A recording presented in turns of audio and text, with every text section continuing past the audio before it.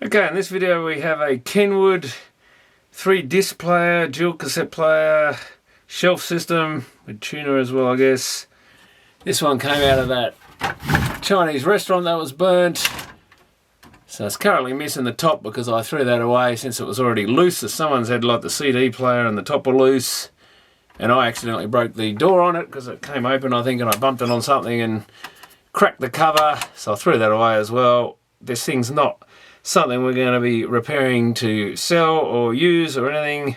Probably could make a good workshop unit out of it or something, or could have if I kept all the bits. But that's if we can resurrect it. We're just going to try and resurrect it and see what we can do. I've cleaned the worst of the soot off the outside, just giving it a quick wipe over. It's still a little damp, as you can probably see. We are a bit rusty down in here. There's a spring on the pinch roller's rusty. The capstan's actually rusty. It might just wipe off. Heads are somewhat dirty. I guess that can be the first project to see how well that comes up. We've got soot on the erase head. Nice black coating of smoke or soot. Same sort of thing, I guess, but that's what you get on everything, and that also tends to cause moisture, which causes rust. So these capstans obviously weren't particularly well coated in anything. Yeah, I think surprisingly that might come up to the point where you could put an old tape in there and try it. No idea what sort of mechanism these things use. I think I did have a look at another Kenwood which I haven't finished off because I think I found another issue with a tape deck after I put it back together. And that had some oddball decks in it. No idea who the manufacturer was. There's definitely a few manufacturers out there that made these things, well, there were. And Kenwood used something other than Tannish and Mex. Not sure, I haven't even looked. I don't think these are auto reverse or anything. I doubt it very much. 3 CD changer, stereo, double cassette deck. Just says playback on that one. Just got the touch opening doors. This is an RXD-G2 sound entertainment system with multi-source control. Looks like we've got, yeah, electronic control. It's the same buttons for if you go into tape mode, they run the tape. If you go to CD mode, they run the CD, other than the 3-disc selection and disc skip and open close. Probably just a, yeah, one of those kind of mechanical type controls, not a potentiometer, just presses on an up switch, presses on a down switch, springs back to the center, tuning up and down, various inputs. So pretty much a very standard, I would guess mid to late 90s maybe, shelf system. Yeah, it's definitely an RXD-G2. Make sure we switch to 240 volts just in case. FM, what's this? AM, oh, the step of the channels for different countries. 9 or 10 kilohertz, I think. Since it's a digital tuner, that's the steps that each time you press the up or down button. 8 to 16 ohm speakers. Pretty much the standard thing. Feels fairly heavy. You can see a big heatsink in there, so it's got a reasonable amp in it. And the other thing we might as well look at is, yeah, very blackened laser there. Even a bit of muck on the turntable there. Guess we should wipe some of that off. That laser definitely isn't going to work like that. It may have soot right down inside it and be useless. If not, it might make a good spare laser for diagnostic purposes. Certainly wouldn't use it again in anything serious because it's likely to have some soot down inside it. And of course you don't know how much use it's had either. It may have had none. It may have had hundreds of hours of use. So they're not much good second hand. Is that a Samsung type one or a Sharp or something? HB151AF. Or is it H? Oh, it could be an H8151AF. That sounds like a Sharp type one. Yeah, I think it's a H8151AF. So that was the sort of thing, sounds like some of the ones Sharp used. They're super expensive usually, and did tend to fail in them. And can we spin? The slide bar is pretty rusty, I think. Well, it's certainly got a coating of something here. I think there's rust on it as well. So this is the sort of problems you find with these things. The spin motor may have got some moisture down in it. Here's the slide bar actually. Some of these were stainless, I think. Maybe it just needs a good clean. Oh, well, that's loose. Someone of us had an issue with the CD player, I'm guessing. Because why else would you pull the lid off this thing? I think this whole piece is loose, so maybe there's something further deeper down in it. Maybe that was just to access the unit. So I guess it's not as obvious as you first think. Well, it could be. There's definitely brown stuff on there. Is that rust? Yeah, it could be. So we may need to leave that. We might see if we can get the CD to play. I bet there's a nice coating of soot on those gears as well. Let's just double check that label is the actual.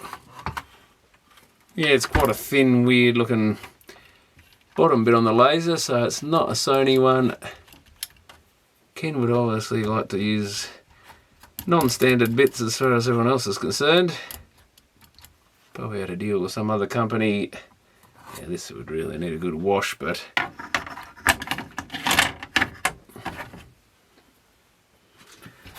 we might as well see if the thing even fires up. It might still be a little damp, which is not ideal. And I hear a motor running, and it stopped. Can't see a display, but are we on? Oh, there we go. We've got fluoro display flashing up discs or something. It's not very bright, admittedly. Not sure if that's all it does, but it is in there somewhere. Oh, there we go. That's very dim, and it says error on the disc. So maybe that was the problem. It doesn't. Well, we can open it. Sounds rather crunchy. It's even got a few bits of the trees here inside there from sitting in the garage. Yeah, I think this thing's probably jammed up. Oh, well, there's your issue. Maybe I didn't put that tray back in quite right. It's saying error again. Clock is flashing. Okay, here we go. It's hitting on that, so maybe this tray's got to be aligned. So normally they have a. Oh, now we've got it better aligned. Other laser's looking. Let's find a CD, I guess. And a magnet for it. Ah, missed it. Not turning the best, of course. Ah, maybe it's just looking. Sometimes these things search around for a disc. Oh, now it's looking. Yeah, and it's trying to turn it. Oh, here we go. It's not having much luck. Or is that scraping? Yeah, something's not sitting 100% right, I don't think. Let's hit play.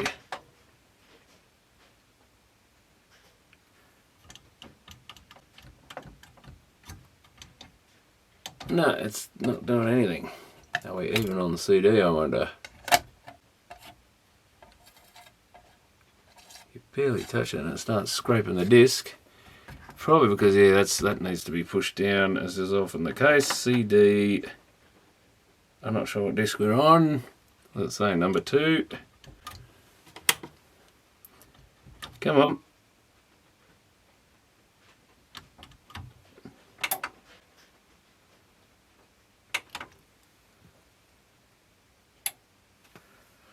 I guess we could put the actual proper clamp in there and find a screw for it. Usually a countersunk one, but I'll get whatever I can find. At least if we got that clamp down a bit. Pulling that, yeah, it's not long enough, I don't think that one, it just bites, but Yeah, that actually pulled down, sort of.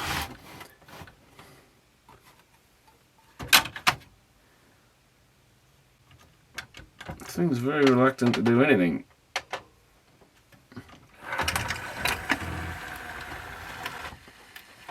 Yeah, it doesn't want to turn because I've clamped it.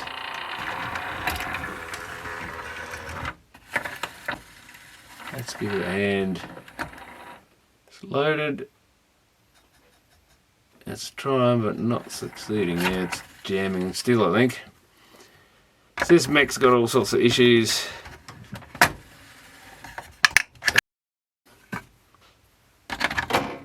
And it's gone back to error.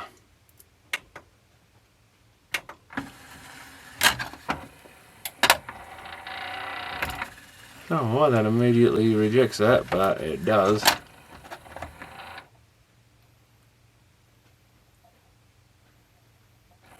Bit eccentric, but maybe it's not getting there quick enough.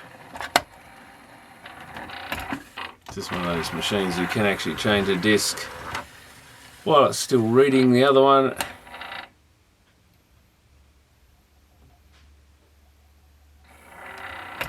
Yeah, not very happy.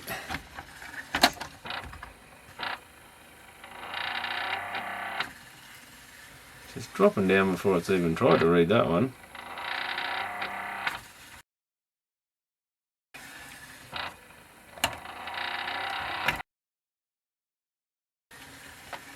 It looks like you've got to turn it off at the power. This thing just locks up and goes in circles.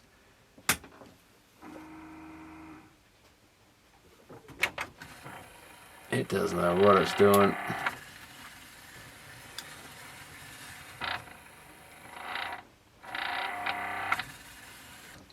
What is its issue? So that's the switch that detects you got 1, 2, and 3. So it sort of knows that bit, but it's got serious issues with doing any more than that.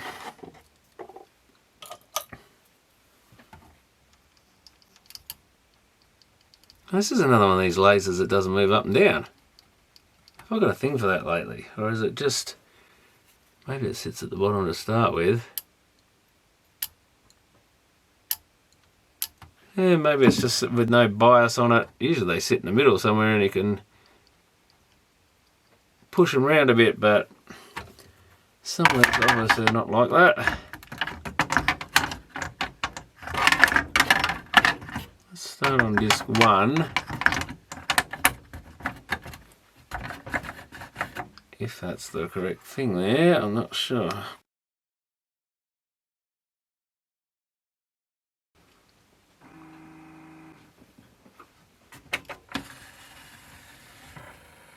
No, this thing does have a particular way of going on by the look of it.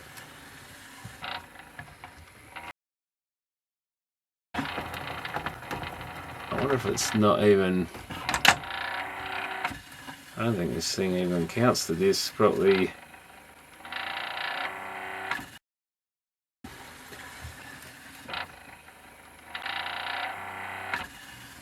That's on disc 3 and it's on...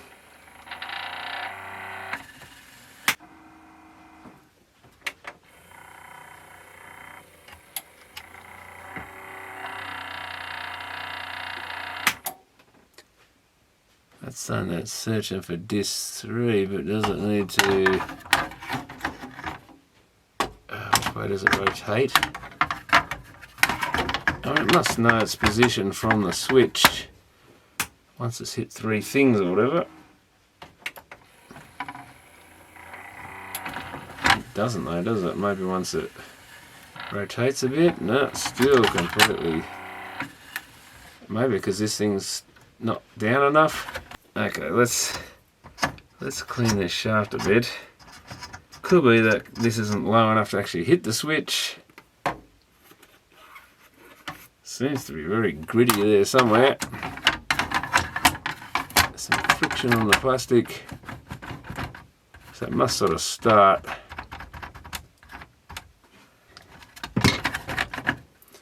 Let's try that.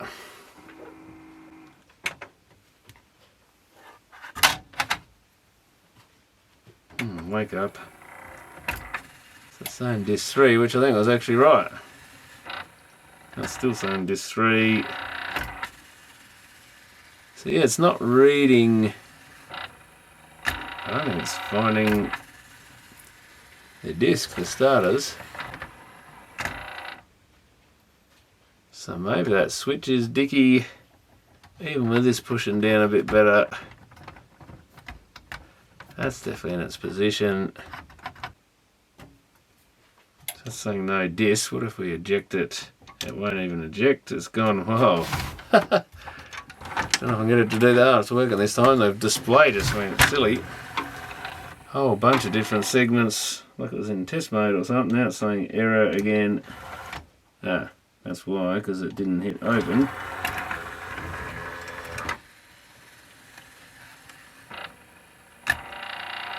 It's saying disc 2, which it actually is on.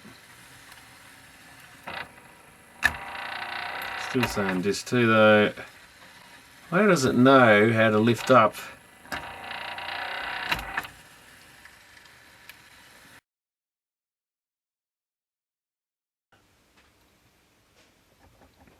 So it's still flashing disc 2. It hasn't rejected the others, and it's still going. Now it's saying disc 2 is not there. It's saying disc 3, but it went to disc 3.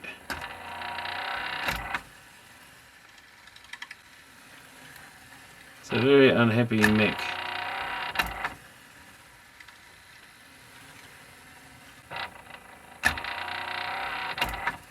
Annoying that it never seems to try and read anything.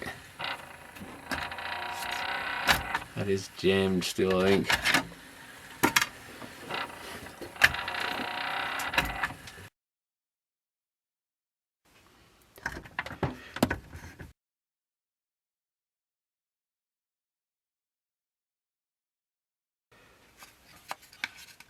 What's this clamp? Clamp seems loose. Does it sit a bit high? Is it meant to do that? Is it warped?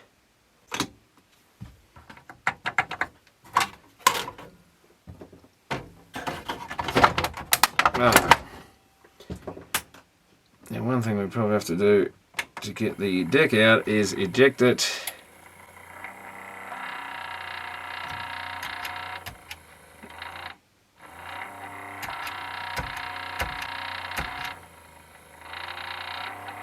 Let's see, does this thing do it regardless? Yeah, it keeps going around a circle lifting the mech. I'd say that switch isn't working. It seemed to at the beginning. Now can we eject?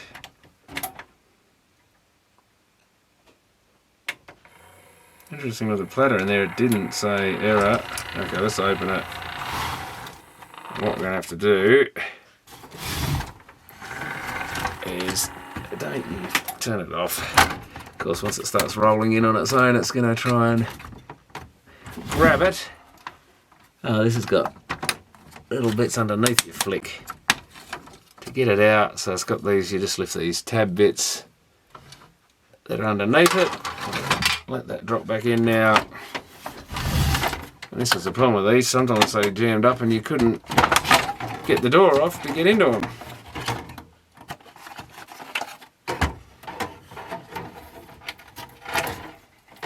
What is this unplugged? Unplugs down here, but I'll look at it on the main board. Well, this doesn't really help us much. Oh god, that mechanism is rusty. So we may find the switch is shot and stuff. Can I? Yes, I can. Forcing this gear under here. Oh, that's actually part of the tray, but once it starts, yeah, you can usually wind it by hand. Oh yeah, we've got corrosion on that switch. Is that far enough out to actually get it out of there? Let's test that switch.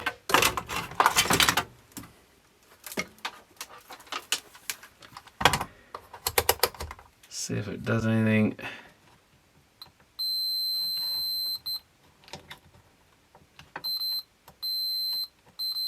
That's perfectly fine.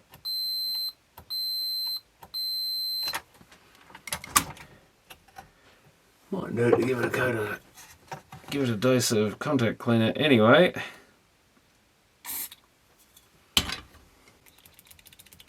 So it's not the switch.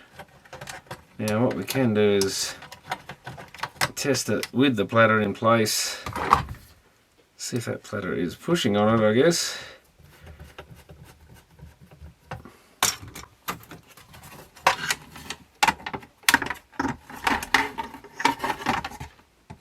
If we can rotate it is the next problem. Can I force it to rotate? Not easily. So that's a bit of a hassle.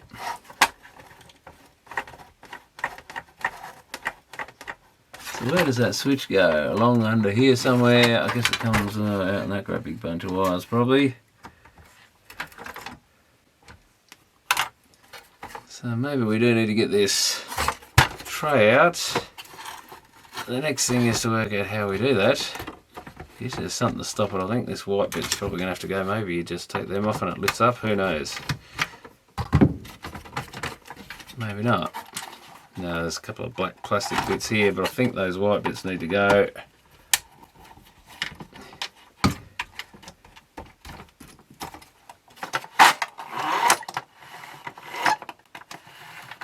And the next bit is to work out, well, I've got to be careful of these cables.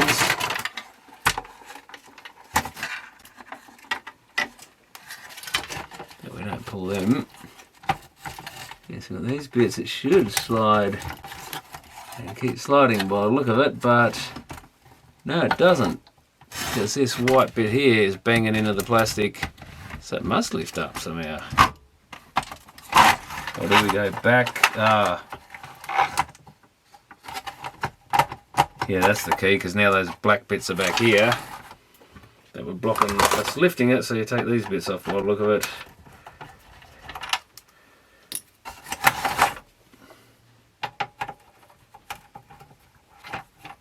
Usually not too hard to work out how to get them apart, and we have to go forward a bit or something. There we have it.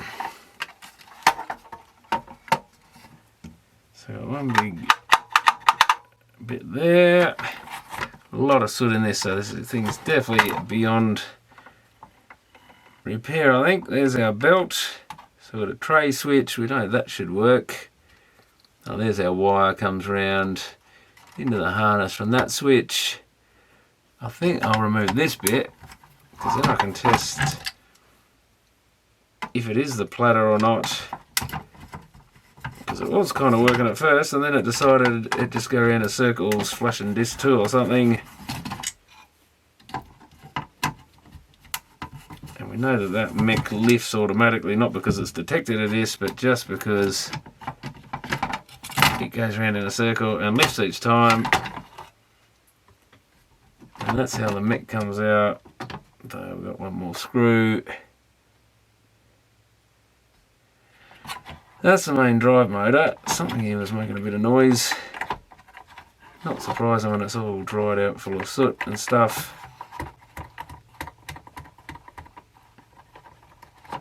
So we've got... There is some, oh, that's just the wires to the... No, it's not a motor. There is one switch under there. So that's another switch, could be an issue. This pink and black wire. What does it do? I assume there's some sort of cam pressing on it on the end of this gear. Where does it go? Of course it goes off to where you can't readily measure it.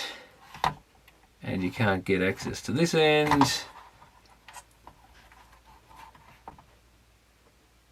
So the pink and black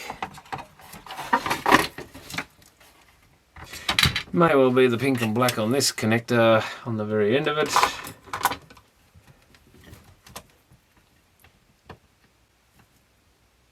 No sign of anything at the moment. Probably actually be easier to hook voltage up to this motor sometimes and run it right round. The switch seems to be open, I think. Oh, I see something slowly coming around. Here it comes. Yeah, definitely a cam type thing. That's about to press on it.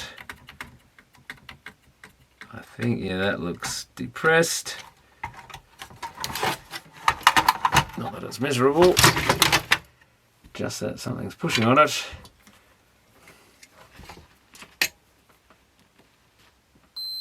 And there it is.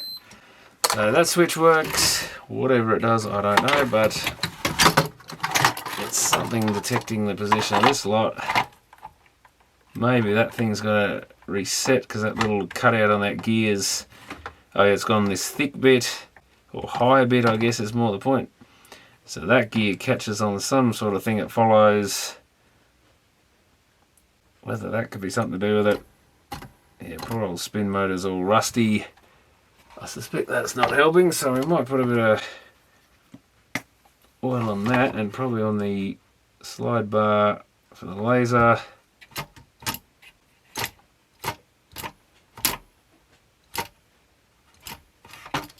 Because that can't be too healthy like that.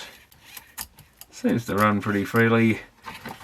I would have thought it would at least read a disc, even if it has tracking issues after it does, which would be likely with that rusty old thing.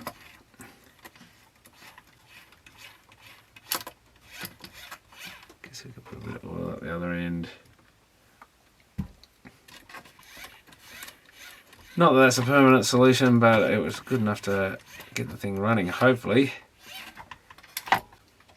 But I assume we've probably got the original problem with this thing that someone pulled it apart for. But that's not guaranteed, of course. So we know that works. So that just detects something about the position of this. See, this might be the position where you've got to put a certain disc. So I think that's the only real point that switch is pressed, is it? It's gone off.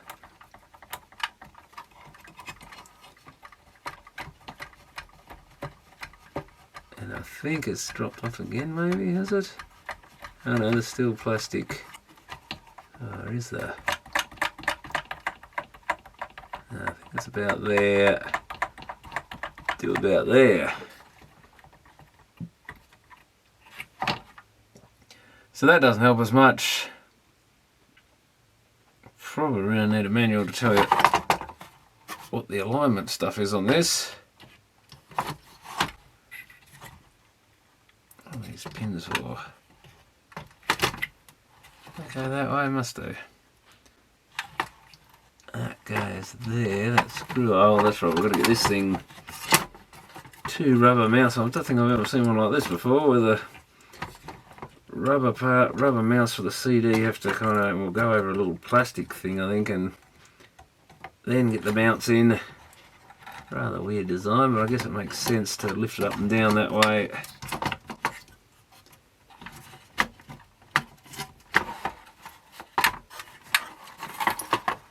I don't think any of these other switches really affect the CD loading side, and it was strange it seemed to work at first.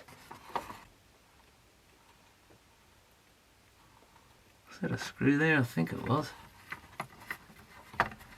Must have been.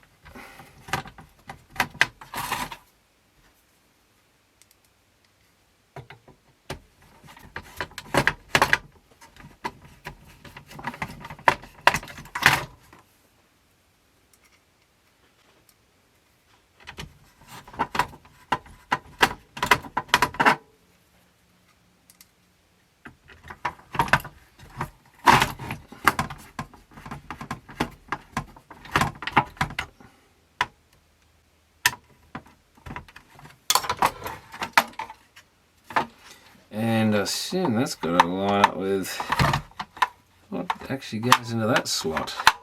Is it one of these things? I wouldn't have thought, yeah, it must be. No. Oh yeah, that goes onto this gear. Ah, so there's a few.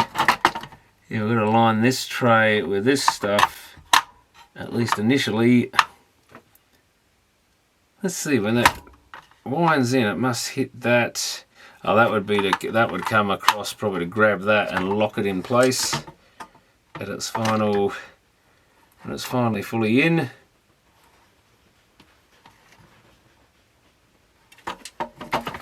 So that probably is somewhat critical how it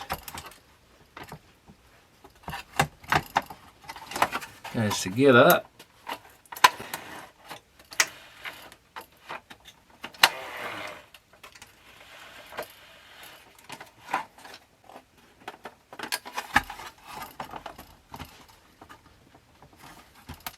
Oh yeah, well the motor would wind that across to lock it, I think. I'm not going to get that to happen yet. Yeah, there it goes. I actually made it roll on a bit after I put it in, and it continued rolling and it wound that piece across. All these bits the same. Yeah, they were the front ones, I think. And that's got the screw in the wrong arse, so that's probably not that one. Not that it matters.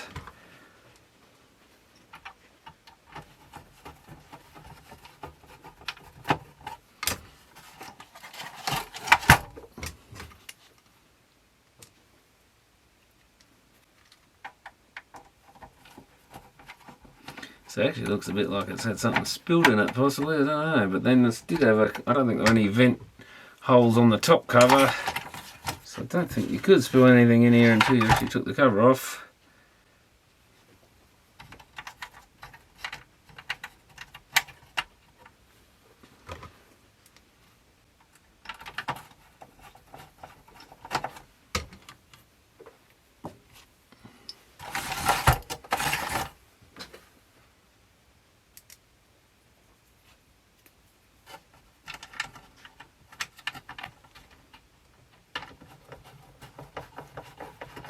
Now the question is, if this is kind of the mode where this is gear, is at the start, which disc do we start on?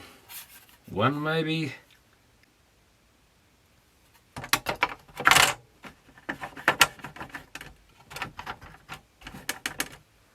Very hard to know. Without a manual to tell you what to do. Now where did I put that screw out in here? There's a little wood screw which is countersunk, which is just about perfect for it, but whether it will run well or not is another thing. Will it make the slightest difference? Probably not.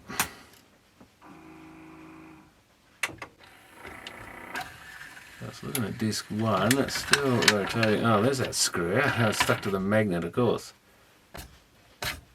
It's still tight.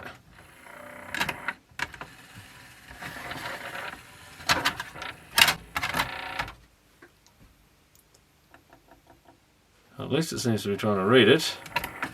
Yeah, it said disc 3 is empty. Let's press that down a bit. Nope, it's not trying to read disc 1. Oops, I probably stuffed it up now because I jammed it up when it was trying to change again.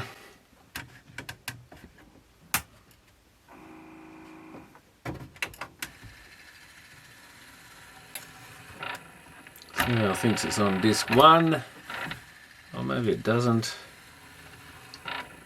It probably has to. A lot of these here, because they go up and down, they make you think they're doing silly stuff, but they're just going up and down because they have to.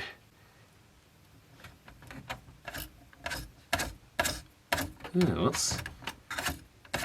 that's really not spinning. Why?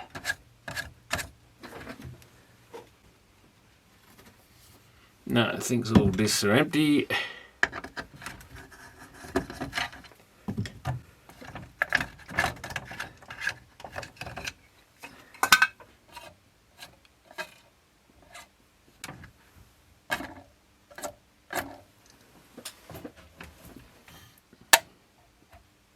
That's spinning freely. Not sure what it'll do if I won't reset it at the power point. It still thinks it's empty, I think. Eject. Oh, it won't spit the bloody tray out. Oh, here we go, finally. So I think that button might be dicky.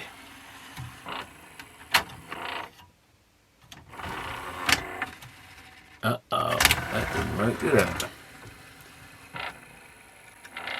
So let's try and read disc 3, which is the correct one there. Well, I'm blocking it from rotating. No, we're back to the same issue.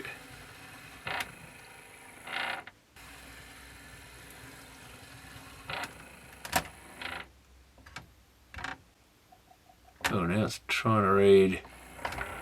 Yeah, no, this thing doesn't read.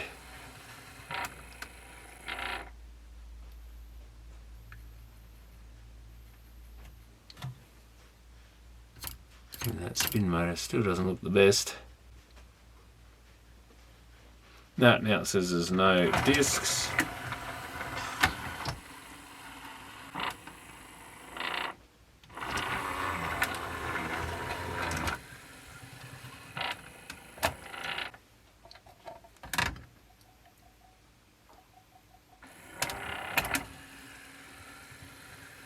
So that is working correctly, I think. Yeah, it laser goes up and down.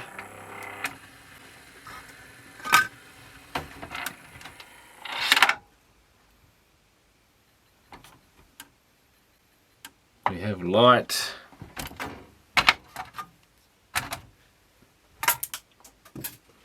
So laser may be shot.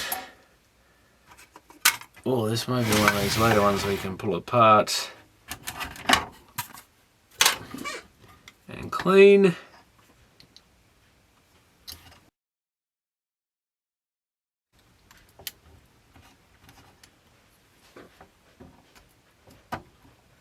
It's pretty rusty, you know. Oh god, that is really corroded in there.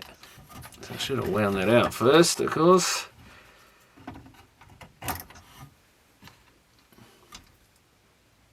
There's some pretty bad rust and stuff.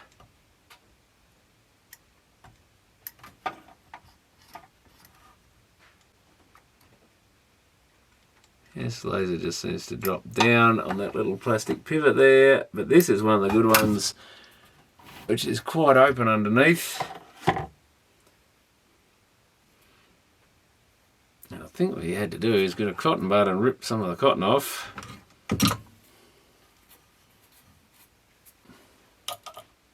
Get some metho on it. May have to bend it a bit as well, I think. Then you lift the lens up down that hole and you're actually onto the prism down in there. And I actually got a bit of grot on there from my dirty fingers. So let's try, not touching it this time, we'll just rip it off a bit. Put some metho on it.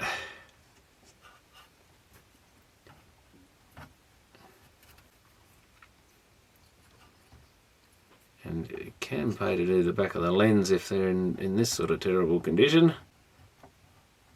Not sure if that's really getting on the back of the lens because I think it's a bit of a... It rises up a bit into the plastic. You've got to go, yeah, that's better. I can see that's actually touching the back of it now, at least to some degree. Because if you've got soot and stuff, it'll stick to anything, bottom side, upside, or whatever. Well, I don't think we'll even bother putting the cover back on that. Because it's pretty rubbish anyway. Now, whether I'm going to get this disc tray in the right place or whether it even matters.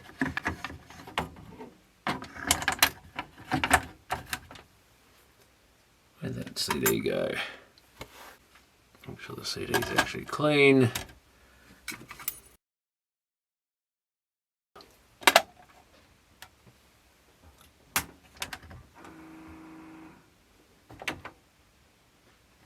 No, it thinks there's no good disc in there, I think. That'll do it. That switch is dicky, I think.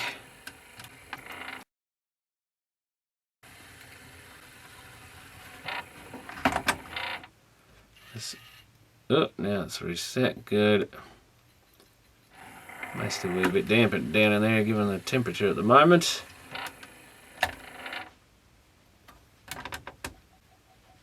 Now it's still jerky, which maybe that's the spin motor.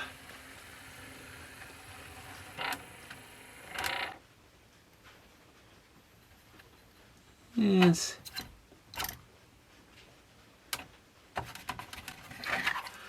But either way, I think that one might be a bit beyond it.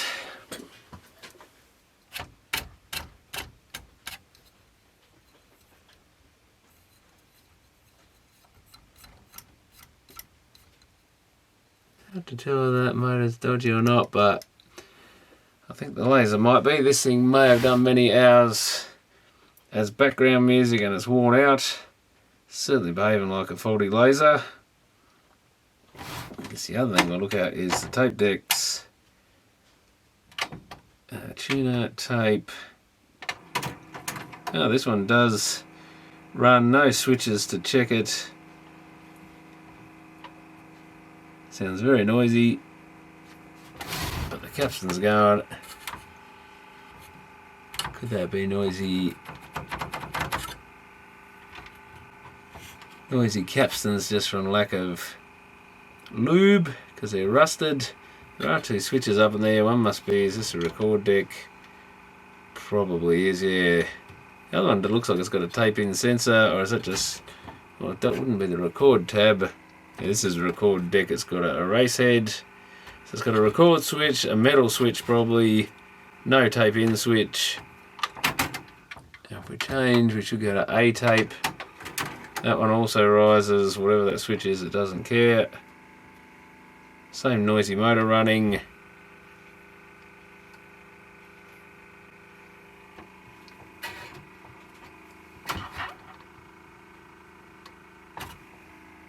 How does the auto stop work in this thing? Doesn't seem to have one. So this is quite a crude tape deck, I think. Doesn't have a... Yeah, wow. Oh, that's the P, yeah. Looks like a narrow A.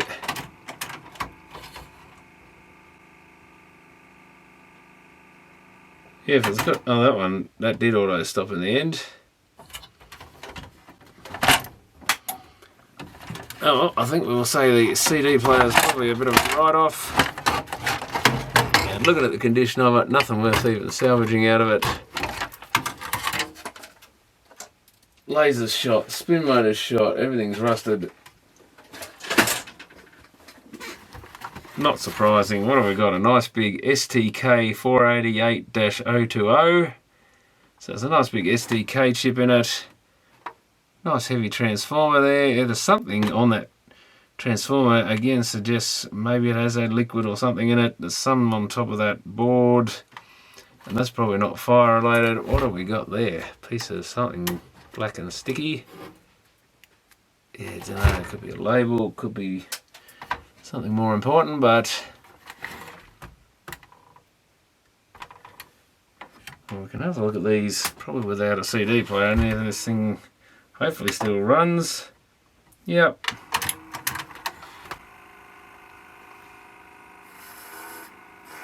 Ooh, that makes it worse.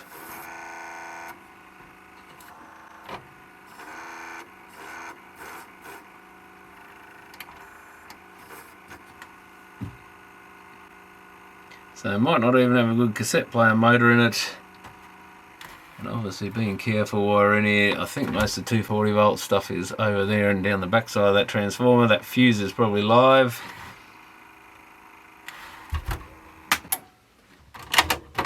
So we can just get the front off this thing, or do we? It looks like we might have to. Well, we might as well remove the sides anyway.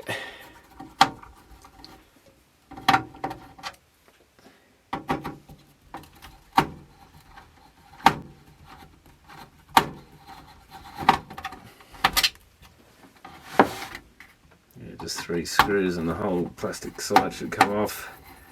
Assuming nothing else is attached to it. Nope.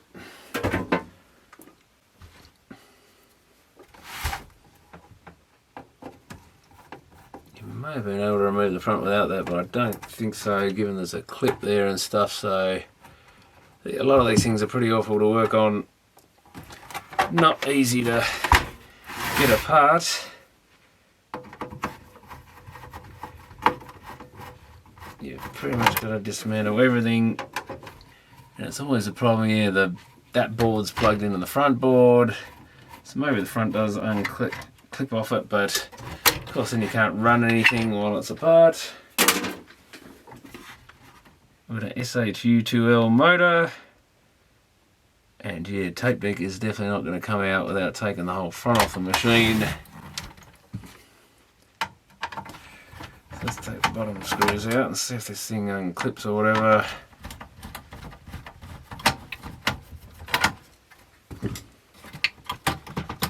Something's high, probably clipped there, is it? I can see a little bit of metal tab bend in there, so you might have to push that bit in a bit. There we are. That gets it hinging. And something just broke off it. And then just there's one clip into the board, and that connector should pop out. Something's still holding it. Oh, what have we got here? Some silly little wires. Oh, they're wrapped around a transistor, and then you can unplug it. And we've still got a black connector here, and oh, there's a very tight wire here. That's something to do with the tape decks. That's something to do with the tape decks. And we're cable tied on. Ah, where's my cutters? Yeah, just being very careful not to cut the wire while you do this, because it's surprising how easy they make it to do that. So we've got this one big connector still attached. And we've got a solenoid in here, which would be for your, what is it, for both decks? It must have solenoid control because it's a logic controlled deck. I can see a little spinny cross section there. There's an optical sensor there. So that's our auto stop on that deck. This one doesn't bother. Of course, it's not going to have mechanical auto stop because it's a logic controlled deck, so it's got to have something that tells the solenoid to flick or whatever. So this has got the normal deck lifting mechanism. Kind of interesting, the other one doesn't seem to. Can we get that wire out of there? It's going to be on those horrible long connectors. I never like pulling those out because you then end up bending them. Some of them weren't pushed in very well to start with. Got to be super careful you don't knock them all over the place, or you've got to straighten them all out again. So let's have a look at this mech. Might at least be interesting to see how it works. Possibly I'll have to see if I can find the manual for this and see whether it tells you anything about what type of mechanism it is. Sometimes they tell you. There are a few odd ones other than tensions around, especially in these sort of era stuff.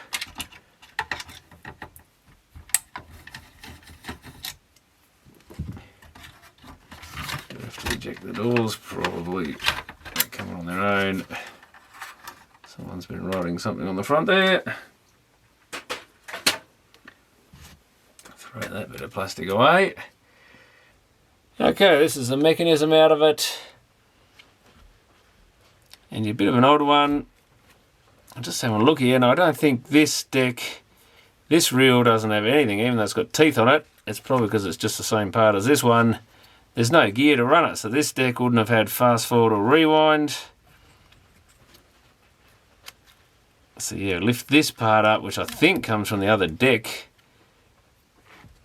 because this doesn't seem to have a gear to lift the deck, and you get this gear here engages the take up reel, but of course we've got the pinch roller in place and the head's up, so I don't, in theory you could possibly speed the motor up and fast forward it that way, but really the capstan speed, I guess if that catches up, speeds up as well, you could make the tape like in dual speed dubbing, you can make it go faster, but you would hear the sound because the head's up. So yeah, this one's got a gear assembly, we've got a solenoid which feeds it. So solenoid under here, that copper wire looking thing, that presses on that lever, which should allow the gear to engage. Let's see what happens if we wind it. Oh yeah, that's just lifting up. You can see the pinch roller coming in. So we're running. This side's not engaged.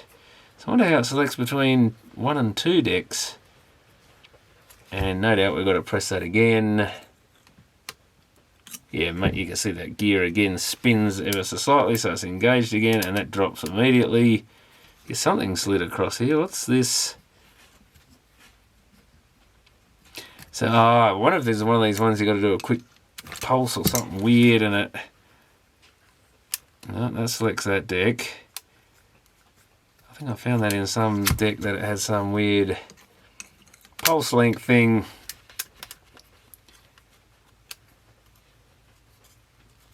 Yeah, how do we get it to lift this one instead? Let's have a look. When we flick it, gear's engaged. Yeah, it slides across and then lifts. Yeah, so it can't push this one up. So there must be some little trick to the mechanism where it doesn't slide across if you do something which would most likely be related to that solenoid.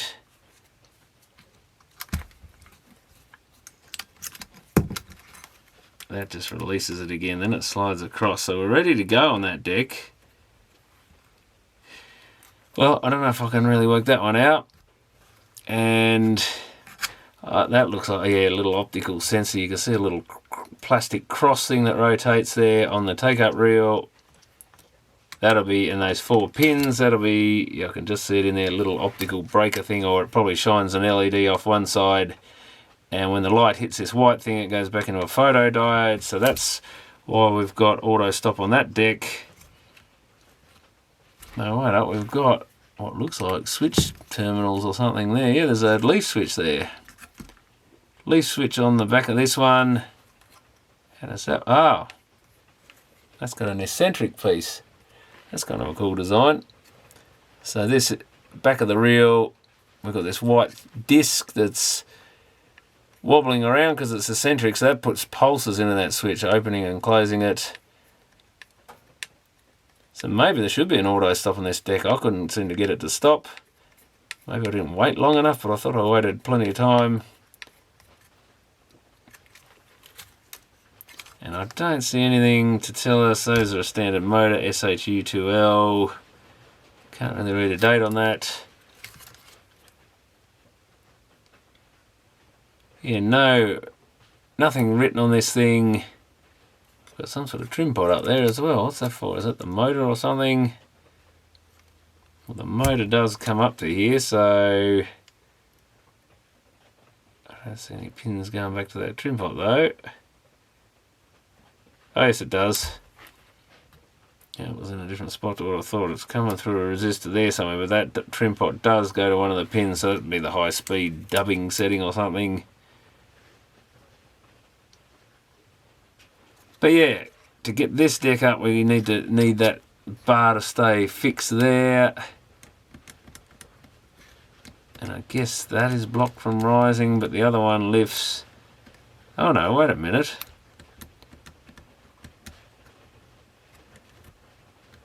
Okay, I'm wrong about that, because if that doesn't move, then both decks must come up together. But that plays, how does it play a single? Okay, I'm not sure how we got the one deck to rise. What does that thing do? Nobody knows.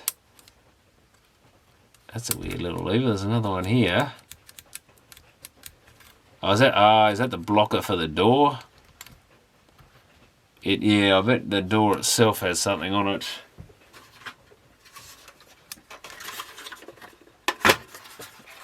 Let's have a look. When the door comes in, does that somehow... I don't think it can slide under that bit.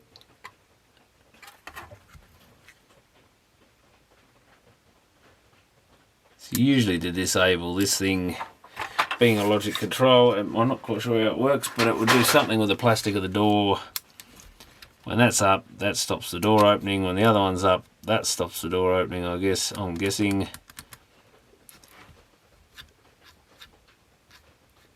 I don't see how only one deck can rise though.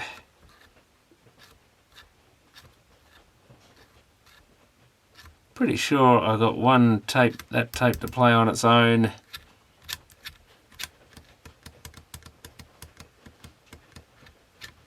How does it do it? Now that manually...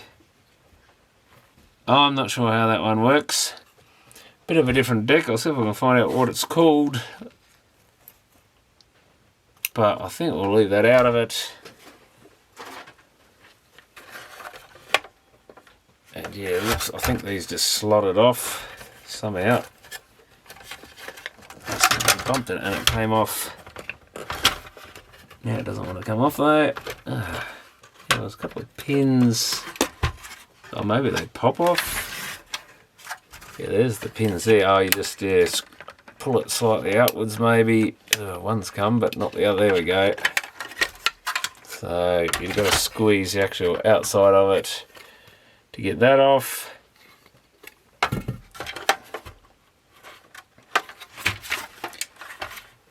And yeah, there's our two switches for the volume control. Some other little board, oh, that's our CD button board. And let's look at the main part here. I think we'll just disassemble what's left of this thing, because it's not going to be worth getting going again.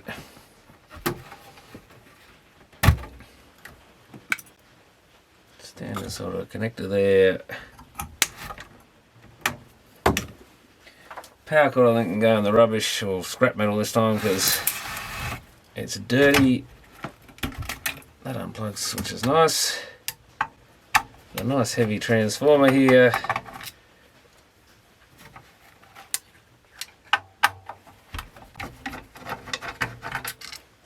And a couple more screws.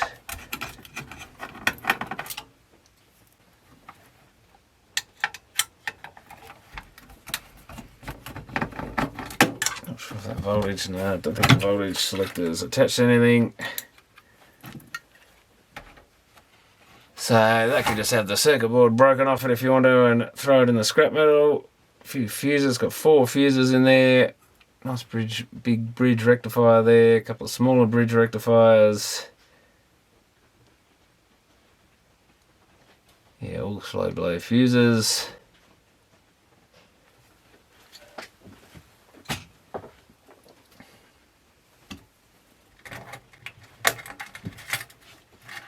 That bit of wiring out of there.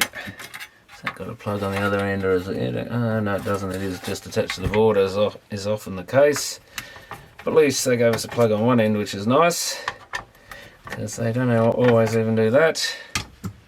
And this board is screwed on at the end. And we're going to have a bunch of things on the back panel as well.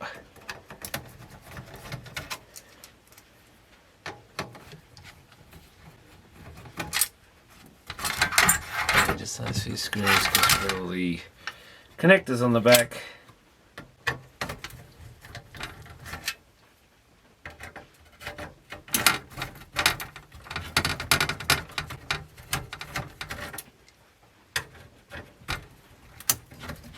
But this has only got 3 or so screws up there, one on the auxiliary input, and I think that's it.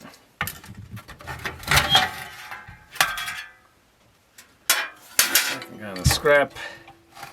Does this board unplug? I think it does, with a bit of messing around. To flick that connector a bit, get the little clips. That's it. So one tuner board, only good for e-waste now. And yeah, I might save that. I think we can just, I've got 3 transistors. There's probably a couple of screws into the main board. What's this other little upright board? Not even sure what that is. Oh, that was our cassette input board.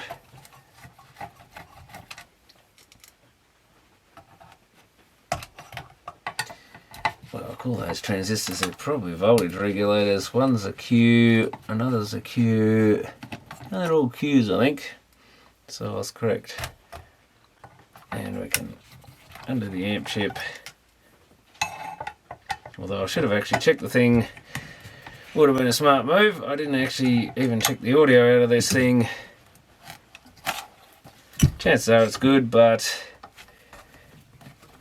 we don't know for sure. I think this was only running that one AOS speaker, so who knows what sort of life it had. That should get the aluminium loose, so we'll just have to prise that chip off probably. Oop. And yeah, nice lump of aluminium. That can be recycled.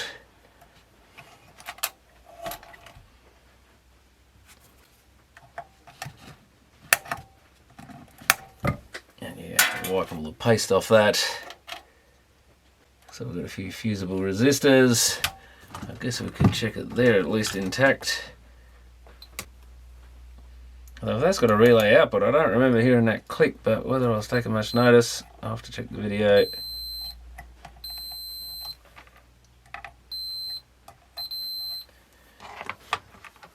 Don't always hear them, they're not always that noisy.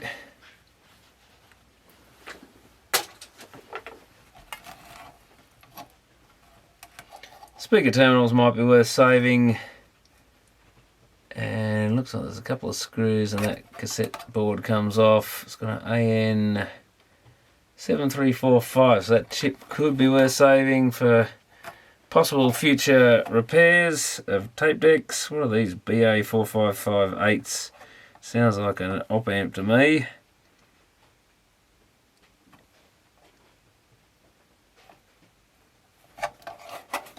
Is that a speaker relay? It looks like it is. We've now got dry joints on the chip from messing around with it. Or no, not quite dry joints, but getting there. What transistors have we got? I tend to like keeping those sort of power transistors, especially as these are probably later ones than I've pulled out of things. D2394, 2394, all D2394s.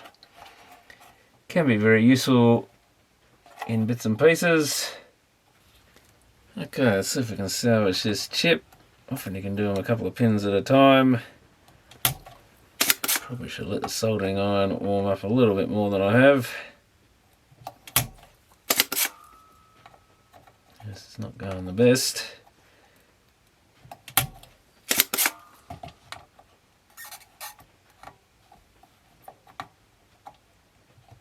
Yeah, those pins that are going dry don't want to come off two at a time because there's not enough solder on them. Just about enough though.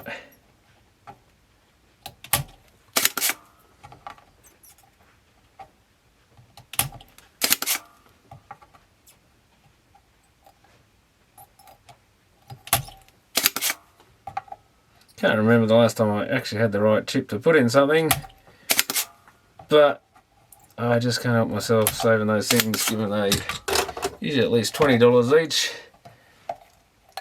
and a lot of this old stuff isn't worth even spending that on it. Can be the difference between fixing some old stereo for yourself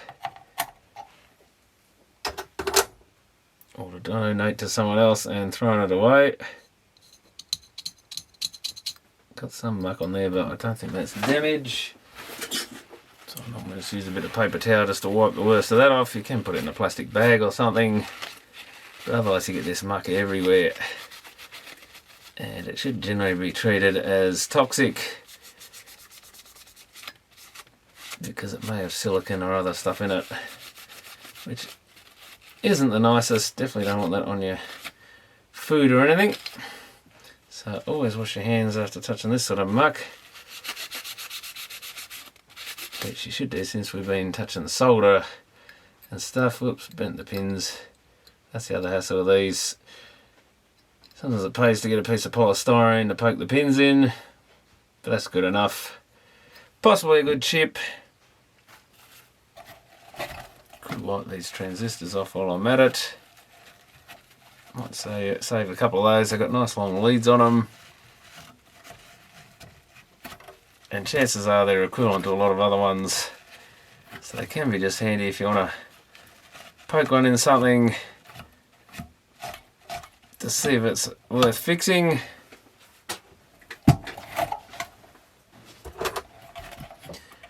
And normally you can just get your soldering iron, heat them up, grab the other side, wobble it around a bit, and bingo.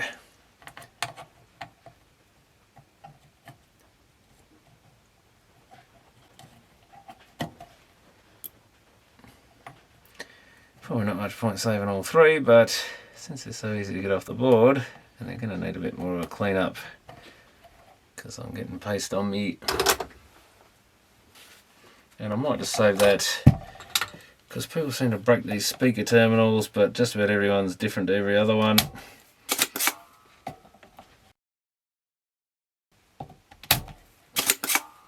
But having something that might fit something is better than having nothing. And good luck getting one from the manufacturer or anyone anymore. Those springs are a little rusty, and you just gotta, these ones have melted their little plastic bits, I think, which is a pain. You just gotta wobble them a bit. Sometimes they break off, like that one just did.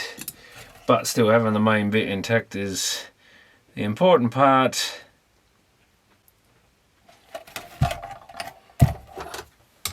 Probably not really worth saving, but you can get the relay fairly easily. Only 6 pins.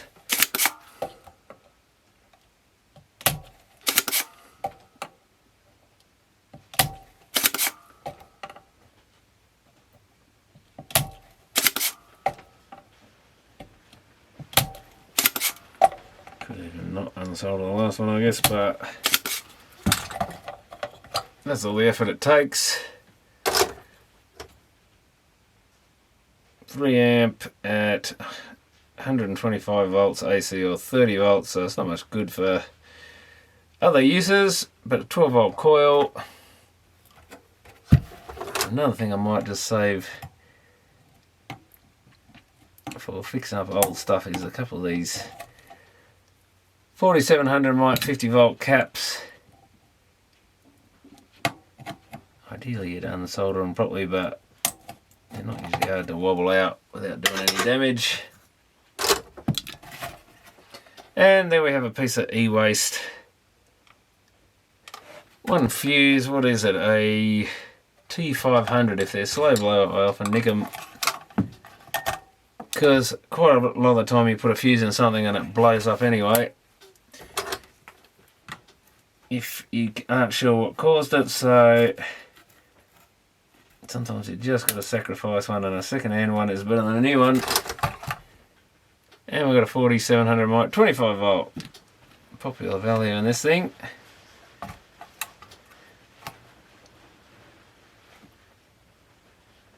And yeah, rest of it can go in the scrap. Like I said, that AN chip kind of worth salvaging potentially. Actually almost looks like someone's changed that before. There's quite a bit of flux on it. I wonder if that's used in any boom boxes or anything. I don't really want to start saving stuff like that. Could unscrew and unplug that board and throw it in a box somewhere. At least you'd have the chip then. But I think I'll give it a miss. But anyway, that's the end of that poor old unit. We've got another type of tape deck here. I'll get some photos of that, because that's another interesting one. See if we can identify what it is. Be good in the parts bin, I guess. Of cassette players, I guess one thing I should have checked was whether that motor is making all that noise, or whether it's the mech, because it's perfectly quiet without a voltage on it. Not that hard to swap and find out if it turns out it's a dodgy one, but we'll consider that one to be iffy. I guess in theory we could pull this apart again, and like I said, normally if it's been smoky like this, it's not really worth a bother, but we could save those couple of other motors out of it. They all didn't sound the best. And this I'm just wondering, I think it's just got the BA motor chip there. It's quite sooty and horrible. But I guess that board should go in the e-waste as well, if we can easily unplug it. like so. That bit of wire's not even worth the bother. So that can go in the e-waste. This bit, yeah, really could just go in the rubbish. Let's just have another look at it quickly. But it's mainly plastic. Those tiny bits of wire aren't really worth the bother. They've all got little connectors and stuff have to be cut off. I normally wouldn't bother saving that. Some people scrap every last bit of wire, but now with the problem of we're going to have to wind that by hand a bit, I think. Yeah, that's it, just get it forward a bit. What's holding all that together? Oh, there's that little toggly thing there. I guess there's quite a bit of wire there. Nothing on that other piece, that's just plastic. I guess the CD mech can go in the steel maybe. Or you could put this whole thing in the e-waste, I guess. Most of these screws are pretty dirty, so probably not worth saving.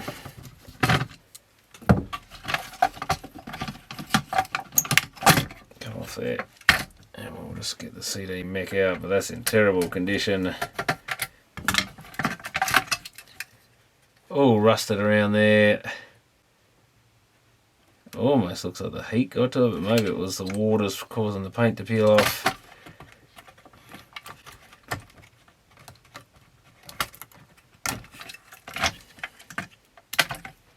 If I actually pulled a laser apart on this channel, I can't remember. Maybe that's something else we can do for a bit of fun.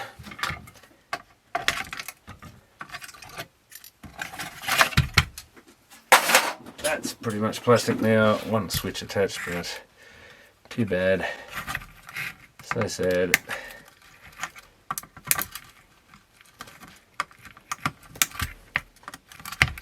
I think in some places e-waste is now banned from the landfill. And the problem with this, if you wanted to save it all, you've got to cut all those white plugs off, which is a pain. But I mean, I just saw a big screen TV go in the tip when we're dumping some of this stuff out of this restaurant, and I think pretty sure they just bulldozed it straight into the stuff to go to landfill, to the from the waste transfer into the landfill place.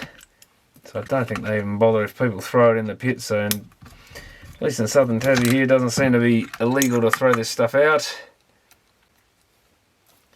Gears, not much good for anything. Nice little two-way leaf switch there, but not much good. If you really want to, you can save these motors. Doesn't feel too bad. Don't know that you're ever likely to use them. I don't think I've ever had to replace one of these sort of loading type motors in one of these things. They generally seem to last forever, even though these EG thing, or RF things I should say, like the spin motors that used to play up, these RF310s, especially these longer shafted ones, were common for failure. Probably a bit more critical there. Those can probably run rough, and it's only the tray, so maybe it gets a bit noisy or whatever, but no one even notices. That's just plastic waste.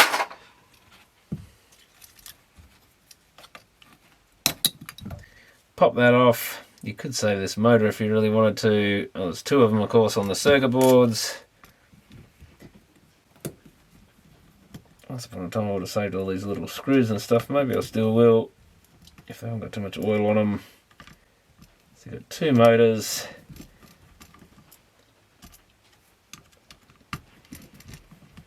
Attached to a bit of circuit board. You could unsolder them, I guess, if you wanted to, but maybe you could just snap that off to get rid of the worst of it. Keep your scrap guy happy, I guess.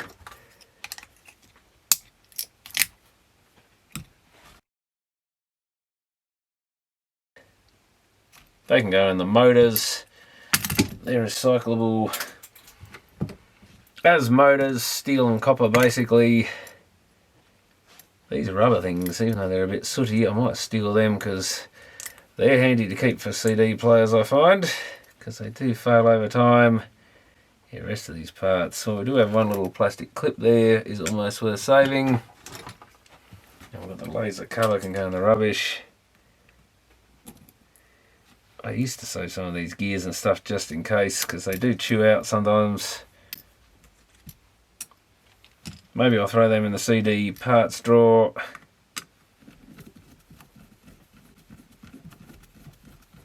Oh, that screw's hard to get out. Very corroded, I think. I'll throw that in the bin. Oh, we've got to undo the other one to get the bar loose. That's enough. I can go in the steel.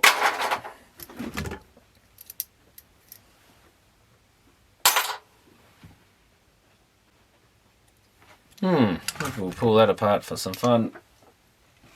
Well, that's about the end of the focal range of the camera, so it might be slightly blurry if I lift it up. We've got some screws in here. I'll have a quick look. It's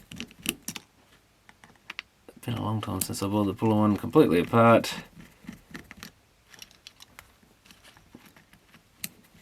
I think that releases some of the top or something, the lens assembly.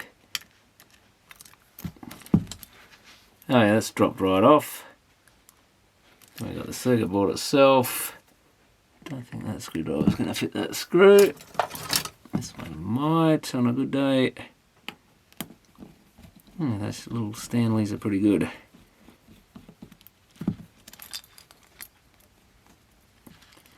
So in theory you could disassemble this. Oh, I don't think we actually got down to the prism. This one doesn't have a prism by the look of it in the usual sense. Yeah, normally there's more glass down in there. This looks like it goes down a little tiny bit. The lens itself looks clean. Oh yeah, there you go. It says sharp on it. So it is a sharp laser. I thought so.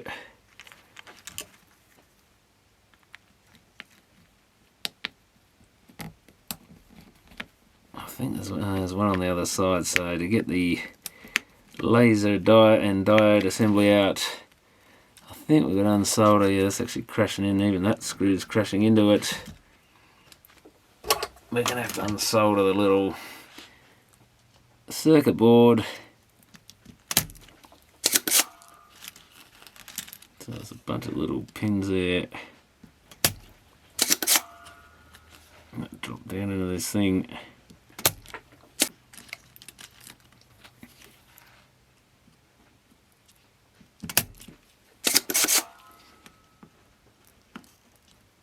I'm starting to move it around a bit, so that's a good sign. Usually they're still stuck to a few pins.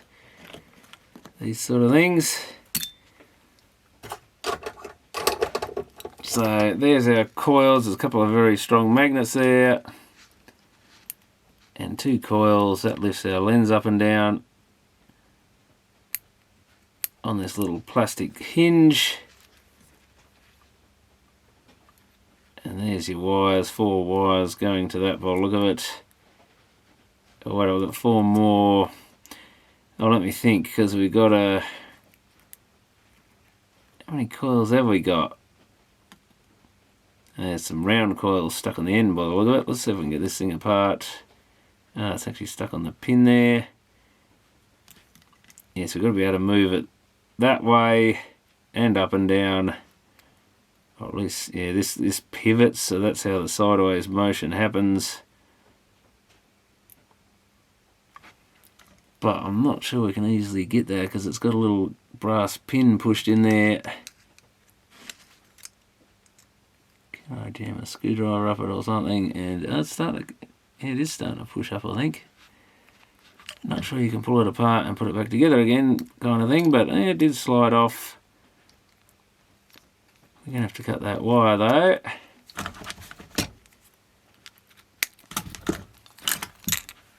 And that's just your laser power adjustment.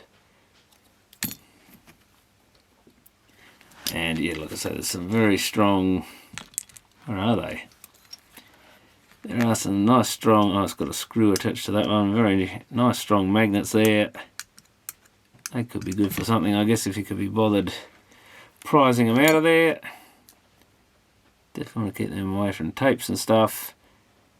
Yeah, so I think they're the sideways movement coils, and the other ones are the up-down coils. And that's all that is to that. It's just a piece of plastic with a lens on it that moves around with a hinge. Is that hinge good? I think it is.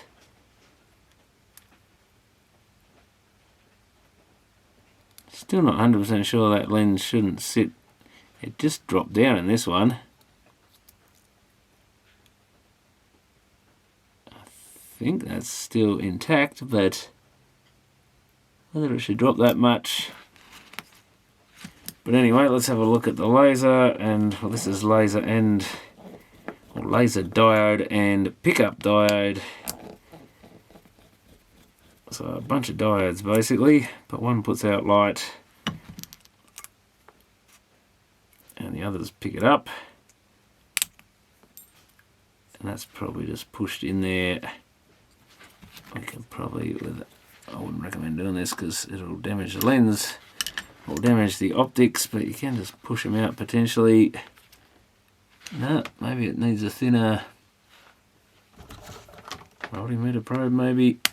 There we go. Shot it across the room. So there's our prism. Let's have a look at it. Oh. Well, that's weird. It does have some damage to it, I think. Or is that meant to be like that? There's one dot in the middle. Almost looks like it's sort of meant to be like that because it's... Yeah, I think that might be meant to be like that. Don't know, it's a duller patch. Looks machined or something. It's got DE or OE written on the glass. It's like a twin faceted sort of... almost a grating or something. You get some sort of... Yeah, I think that's some... maybe laser etched. There's a little dot right in the middle. It's split into two halves. And depending how you tilt it, for a minute I thought we had some damage to the glass. Assuming that is glass, it usually is, I think. Sounds hard like glass. I don't know if that'll come out in the camera, hopefully it will. There's something on that, that's the prism. I don't know if we can see from the side.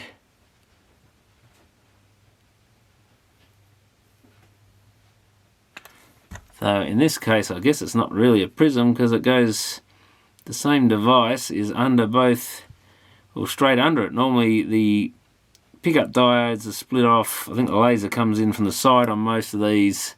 Pickup diodes, a bit you can see on the bottom. The laser usually comes in on an angle, so sharp. I've done something different here.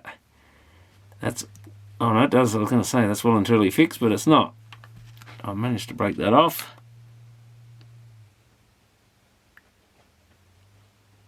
And from what I can see, maybe that's like a, is it a culminating lens or something?